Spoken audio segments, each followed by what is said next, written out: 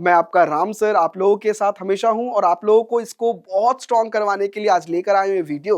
बच्चों ये वो टेक्नोलॉजीज होते हैं जो इनफर्टाइल कपल्स को बेबी होने में मदद करते हैं। ICSI intracytoplasmic sperm injection egg में डायरेक्टली स्पर्म को इंजेक्ट कर रहे हैं। यहाँ पर याद रखना फीमेल जो एग प्रोड्यूस नहीं करती उस वाले केस में ये किया जाता है। अब आगे चल के मैं आपको पूरा प्रोसीजर समझाने वाला हूँ। नीट की तैयारी में क्या लगता है? Practice practice practice. यहाँ हम करते हैं ढेर सारे क्वेश्चंस की प्रैक्टिस प्रैक्टिस एंड प्रैक्टिस।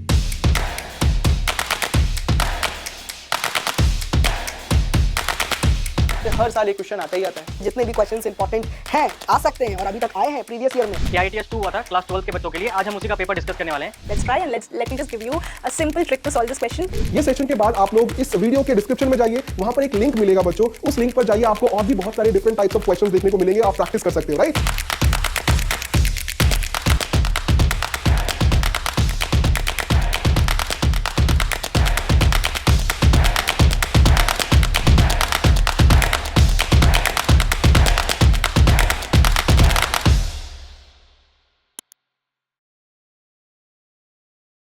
और मेरे नीट वॉरियर्स क्या हाल चाल। मैं हूं आपका रामाशीष कुशवाहा। उम्मीद करता हूं आप लोग बहुत ही अच्छे हो। आप लोगों का हमारे इस बेहतरीन platform extra marks NEET channel पर स्वागत है। और आज के इस पर्टिकुलर वीडियो में बच्चों एक बहुत इंपॉर्टेंट टॉपिक लेकर आया हूं, वो है असिस्टेड रिप्रोडक्टिव टेक्नोलॉजीज। यहां से बच्चों क्वेश्चन आता है नीट एग्जाम में और बच्चे एकदम कंफ्यूज हो जाते हैं। बच्चों बाकी जो टॉपिक्स है इस चैप्टर का वो तो ईजी है, बच्चे कर लेते हैं, समझ में आ जाता है उनको, लेकिन जब भी बात आती है इस टॉपिक की, क्वेश्चन देख के ही गलत कर देते हैं। बच्चों को समझ में ही नहीं आता बच्चों जाइगोट इंट्राफेलोपियन ट्रांसफर क्या है, गैमेट इंट्राफेलोपियन ट्रांसफर क्या है, आर्टिफिशियल इंसेमिनेशन क्या है, इंट्रासाइटोप्लाज्मिक स्पर्म इंजेक्शन क्या है। ये सारी चीजें सोचकर ही बच्चे कंफ्यूज हो जाते हैं, डर जाते हैं पहले, राइट? इसको इजी करने के लिए मैं हूं ना, मैं आपका राम सर आप लोगों के साथ हमेशा हूं और आप लोगों को इसको बहुत स्ट्रॉन्ग करवाने के लिए आज लेकर आए हुए वीडियो।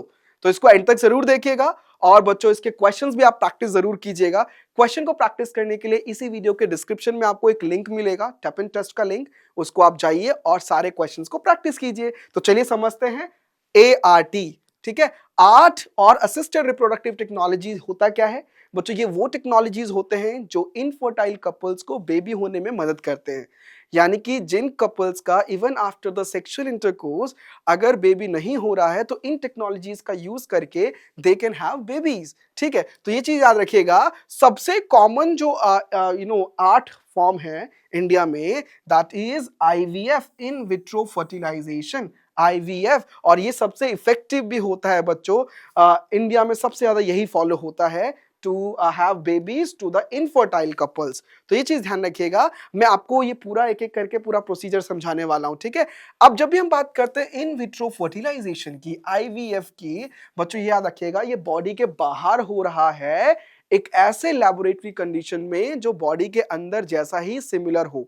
तो ये याद रखिएगा IVF is in vitro fertilisation.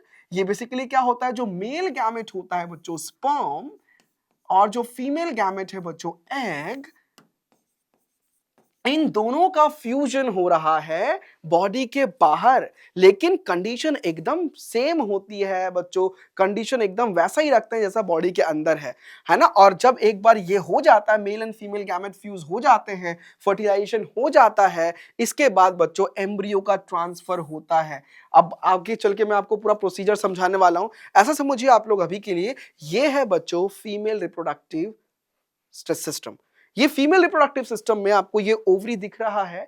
Ovary are the primary sex organ in female. इसके अंदर ही एग का फॉर्मेशन हो रहा है बच्चों। ये एग जो है याद रखना एम्पुलरी स्टमक जंक्शन पर मेल गैमेट यानी स्पर्म के साथ आकर मिलता है।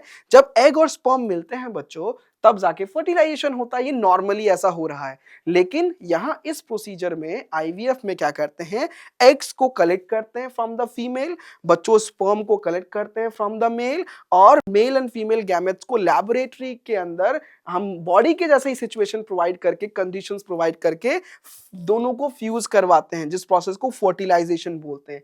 एक बार फर्टिलाइजेशन हो गया यानी कि अभी सिंगल बच्चों हैप्लॉइड सेल्स जो थे, जाइगोट स्पर्म और एग, ये दोनों फ्यूज हो गए, तो अब जो सेल बनेगा वो जाइगोट बनेगा जो कि डिप्लॉयड है हैप्लॉइड का मतलब क्या हुआ बच्चों? हैप्लॉइड मतलब स्पर्म भी हैप्लॉइड और एग भी हैप्लॉइड। हैप्लॉइड का क्या मतलब है?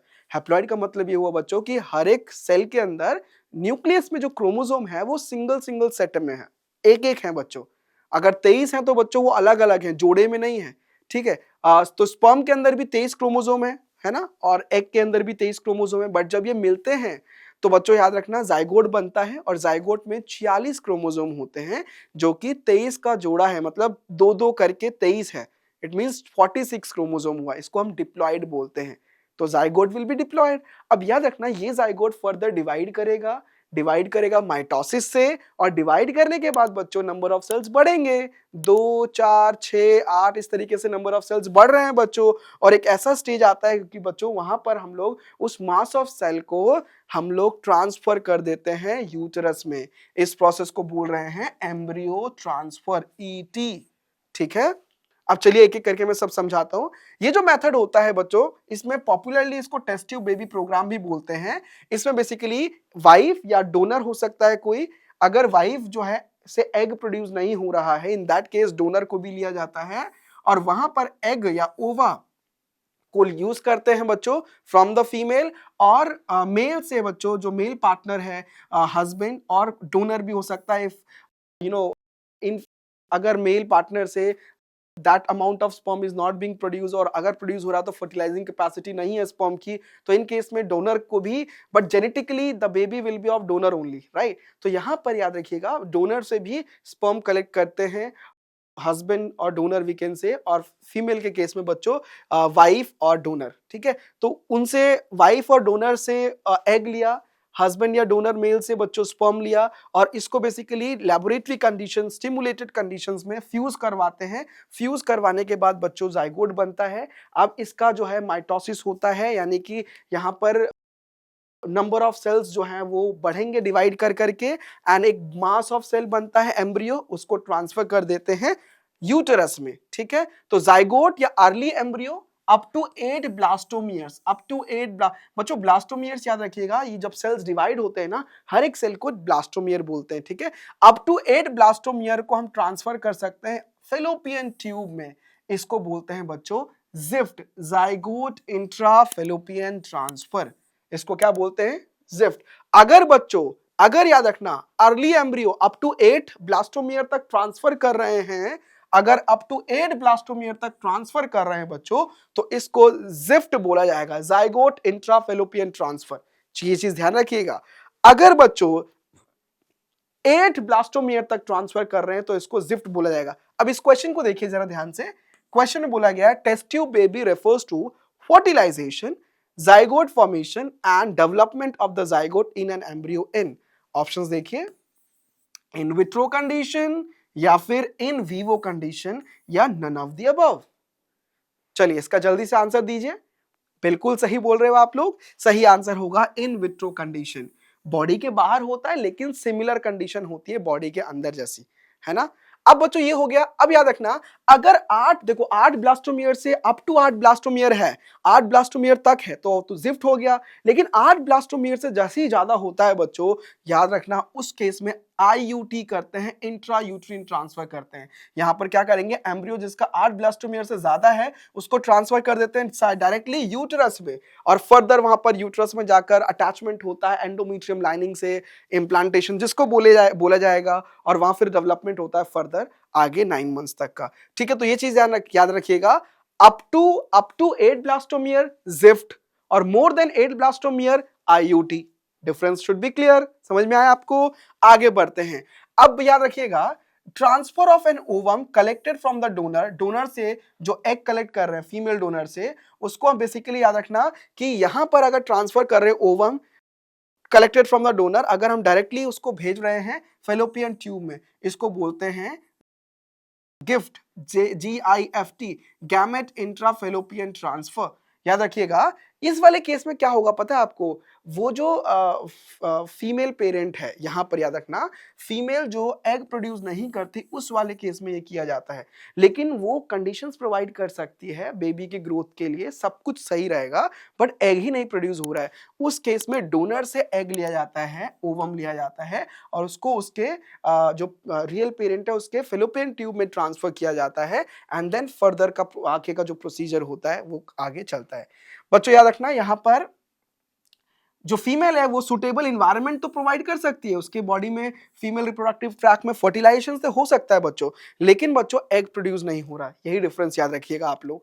नेक्स्ट याद रखना, अगला है intracytoplasmic sperm injection, ICSI, right. ये अगेन एक अलग स्पेशलाइज्ड प्रोसीजर है जिसमें बेसिकली एम्ब्रियो बनाया जाता है लेबोरेटरी के अंदर, और यहाँ पर बेसिकली ओवम में डायरेक्टली स्पर्म को इंजेक्ट किया जाता है इन द लैब। तो इसको बोलते हैं बच्चों ICSI, intracytoplasmic sperm injection. Egg में डायरेक्टली स्पर्म को इंजेक्ट कर रहे हैं, ठीक है। ये भी अगेन लैब में किया जा रहा है। अगला याद रखिएगा नेक्स्ट, अगर बच्चों याद रखना इनफर्टिलिटी होता है या तो मेल पार्टनर की इनएबिलिटी के वजह से to inseminate to transfer the gamete into the female reproductive tract, या फिर मेल पार्टनर में लो स्पर्म काउंट है, इस केस में याद रखना अगर इनफर्टिलिटी है तो इसको सही किया जा सकता है bye artificial insemination, AI, artificial insemination technique. तो ये चीज ध्यान रखिएगा। इस वाले में बच्चों इस टेक्निक में क्या करते हैं, सीमेन जो है, बेसिकली सीमेन क्या होता है, ये एक ऐसा फ्लूइड है जिसके अंदर स्पर्म भी है, मेल गैमेट भी है, और बच्चों स्पर्म की नरिशमेंट के लिए, स्पर्म की मोटिलिटी के लिए, जो भी बाकी जैसे सेमाइनल प्लाज्मा हो गया, बाकी जो सिक्रीशंस हैं वो भी होती है बच्चों, sperm with the secretions of the gland मिलकर बनाता है सीमेन। तो याद रखना आपका इसमें सेमाइनल प्लाज्मा हो सकता है जिसके अंदर फ्रुक्टोज हो सकता है, कैल्शियम हो सकता है, सर्टेन एंजाइम्स हो सकते हैं। तो ये चीज याद रखिएगा कि यहाँ पर क्या करते हैं, हस्बैंड से या फिर किसी हेल्दी डोनर से सीमेन कलेक्ट किया जाता है और उसको आर्टिफिशियली इंट्रोड्यूस कर देते हैं इनटू द वजाइना और इनटू द डायरेक्टली यूटरस। अब यूटरस में अगर डायरेक्टली इंजेक्ट कर रहे हैं तो इसको बोलते हैं इंट्रा यूटरिन इंसेमिनेशन, IUI, ठीक है। तो ये चीज ध्यान रखिएगा आप लोग। अब इस क्वेश्चन का जल्दी से आंसर दे दीजिए। ICSI स्टैंड फॉर, ऑप्शंस देखिए, A intracytoplasmic sperm injection, B intercytoplasmic sperm injection, C intracytoplasmic sperm infection. कौन सा सही लग रहा है आप लोगों को, जल्दी से आंसर दीजिए। बिल्कुल सही बोला, that is A intracytoplasmic sperm injection, ICSI, ठीक है। इसी के साथ बच्चों ये सारा प्रोसीजर कंप्लीट हो गया। उम्मीद करता हूं आप लोगों ने अच्छे से सब कुछ समझा। ये सारा डिफरेंस याद रखना बच्चों, गिफ्ट क्या है, जिफ्ट क्या है, कम क्या यूज कर रहे हैं IVF में, आप लोगों को artificial insemination, intra uterine transfer, ये सब कुछ आप लोगों को पता होना चाहिए, ठीक है। तो बच्चों ये वीडियो जो है इसके डिस्क्रिप्शन में आप जाइएगा तो वहां पर आपको एक मिलेगा एक लिंक, उस लिंक से इस पर्टिकुलर टॉपिक के सारे क्वेश्चंस को प्रैक्टिस भी कर सकते हो। तो ऑल द वेरी बेस्ट। और ऐसी बेहतरीन वीडियोस के लिए अगर इन फ्यूचर आप लोगों को और भी वीडियोस मिलने वाले हैं तो ऐसी बेहतरीन वीडियोस के लिए हमारे एक्स्ट्रा मार्क्स नीट चैनल को लाइक करो, शेयर करो, सब्सक्राइब करो जल्दी से। मिलते हैं अगली वीडियो में। Thank you so much.